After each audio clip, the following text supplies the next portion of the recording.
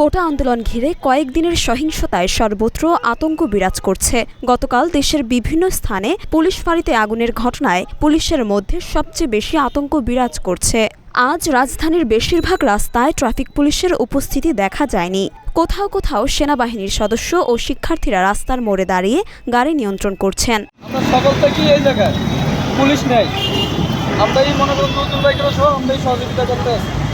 চারদিকে রাস্তা এলোমেলো হয়, গাড়িগুলো যে আমরা আসার পরে সোজা দিয়ে আপনারা কয়টা পর্যন্ত থাকবেন এখানে? যতক্ষণ অন্য কেউ যদি আসে সহযোগিতা করে। মঙ্গলবার সকাল 10:30টায় রাজধানীর Bijoy Sarani, Jahangir Gate, Farm Gate, Karwan Bazar, Bangla motor, Shahbag মোড় ঘুরে এই চিত্র দেখা যায়।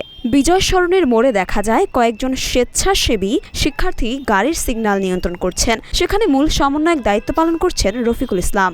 একইভাবে রাজধানীর কারওয়ান বাজার মোড়েও কয়েকজন শিক্ষার্থীকে ট্রাফিক পুলিশের দায়িত্ব পালন করতে দেখা যায়।